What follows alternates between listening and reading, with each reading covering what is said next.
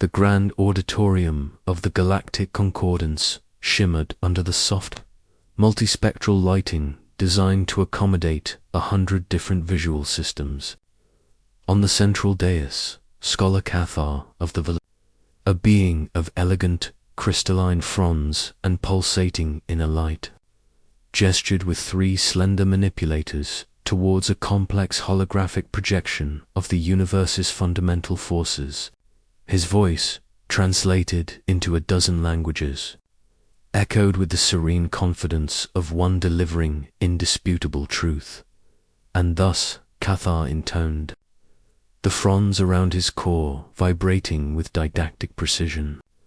We arrive at the immutable constant, gravity, the great tether, the least understood, yet most unyielding, of the foundational forces, while electromagnetic manipulation forms the basis of our drives, and the strong nuclear force our power cores, gravity remains the universe's ultimate master.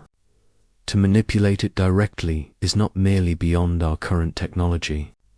It is, as all leading theories from the GACs to the Cygnus clusters agree, a thermodynamic and quantum impossibility on any macroscopic, useful scale.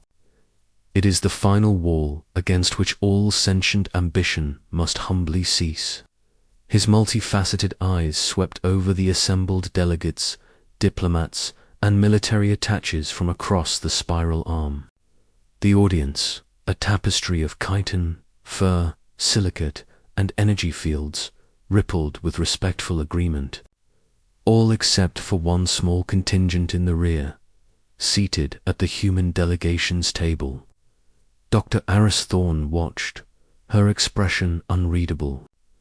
Next to her, young engineer Eli Vance fidgeted, his knuckles white where he gripped his datapad. The arrogance, he whispered, the subdermal translator in his neck buzzing faintly.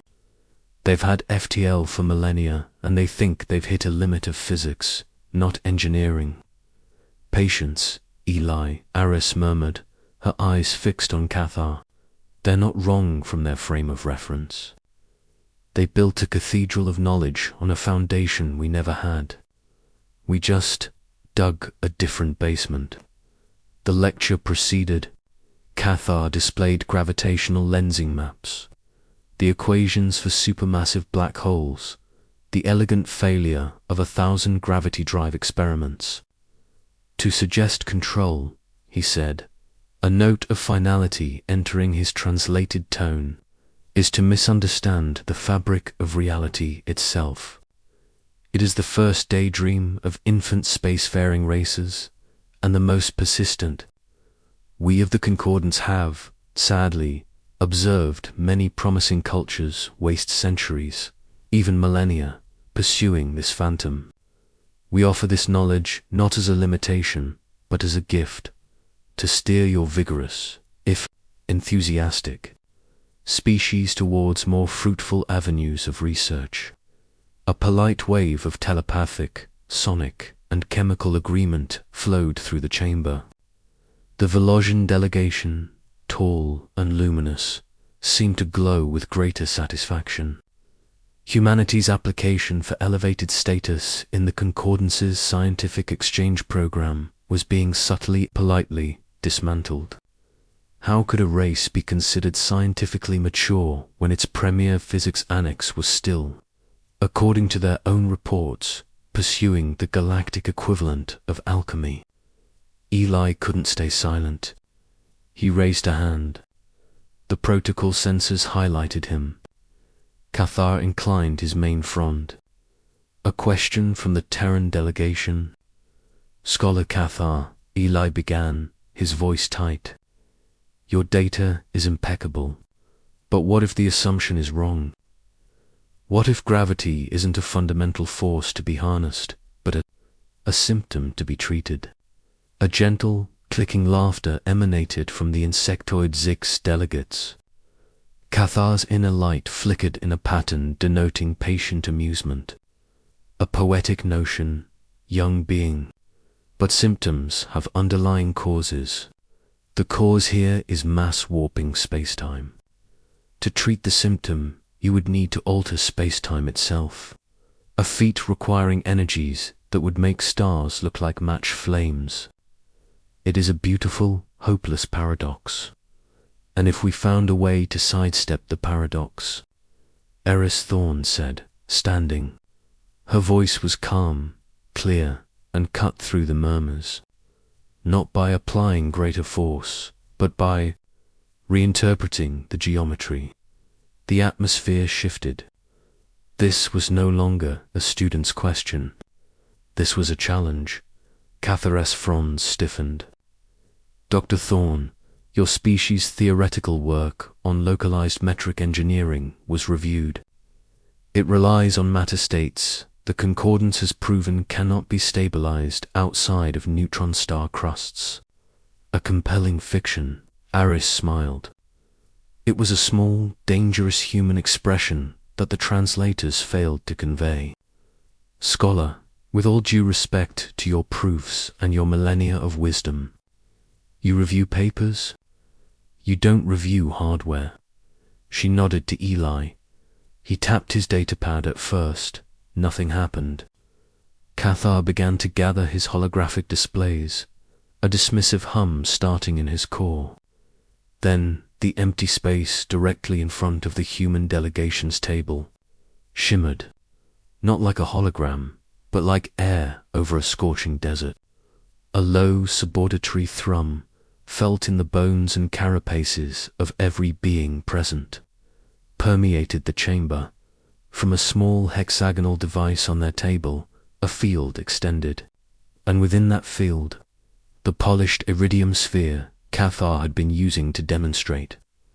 Gravitational attractionosphere the size of a human head, weighing over 200 kilograms drifted upwards from its secure housing. Gasps, clicks, and startled bioluminescent flashes erupted. Security fields flickered on. The sphere rose steadily until it hung 3 meters above the floor in the center of the auditorium. It simply hung there. No antigrav emitters beneath it. No tractor beams. It was at rest in mid-air, defying the Velocian's immutable constant. A simple magnetic trick, buzzed a GAX engineer, its manipulators fluttering over a scanner. No magnetic fields. No boson streams. No spatial distortion waves. It is reading as in a... but its mass signature is unchanged. This is impossible. Cathar crystalline structure had gone dark with shock.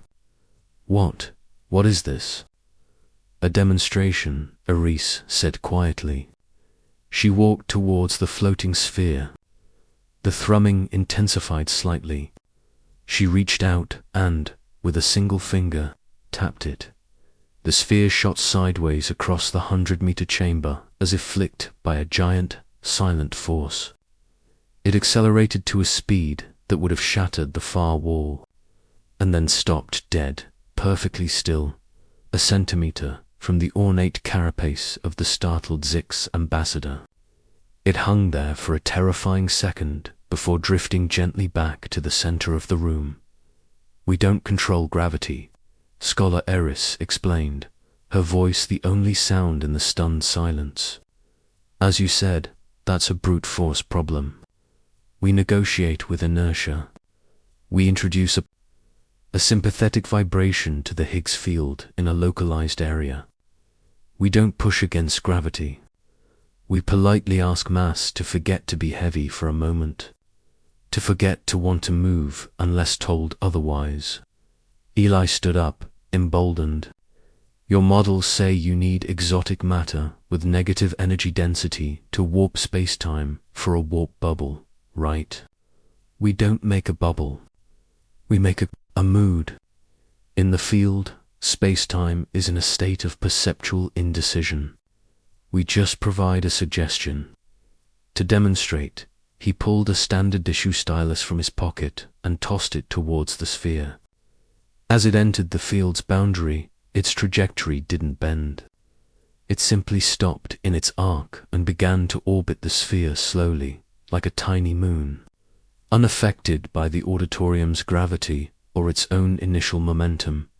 Cathar drifted down from the dais, his fronds extended with sensory filaments. He approached a field boundary. The subauditory hum vibrated through him. He extended a manipulator, passing it into the space around the sphere. His inner light flared into a chaotic, brilliant display of colors, the Velocian equivalent of a staggering, worldview-shattering epiphany. You have made a region of subjective physics, he whispered, the translator struggling to convey the awe in his tone. More like a region of optional physics, Eris corrected gently. The energy cost isn't in fighting the universe, but in convincing a tiny part of it to temporarily adopt a new set of bylaws. It's why our early prototypes looked like philosophical treatises running on supercomputers, not engine schematics. We had to solve the question before we could build the answer. The chamber was in an uproar, but a hushed, reverent one. Military attaches saw the implications instantly. Weapons that could render fleets inertialess, defense fields that could stop plasma by convincing it to stand still. Engineers saw propulsion without reaction mass, construction without stress limitations. Philosophers saw a fundamental pillar of reality being gently asked to step aside. Cathar turned to Eris, his luminescence now a steady, respectful white. The lecture has stopped. He made a gesture of deep, formal abasement, fronds touching the floor. You did not come to us for validation of your theories. You came to show us you had moved beyond them. Eris offered a human gesture in return, a slight bow. We came to share, scholar. You showed us the wall your people found. We simply started from the premise that it might be a door and spent a century figuring out the handle. The universe, she said, looking at the sphere and its orbiting stylus, is far more negotiable than we've all been taught. The alien lecture had stopped. In its place, in that shimmering field of optional reality, hung not just a sphere of iridium, but a new chapter for the galaxy. And at its center, quietly revolutionary, stood humanity. No longer students at the feet of giants, but colleagues who had just shown everyone a new path home. Asterisk.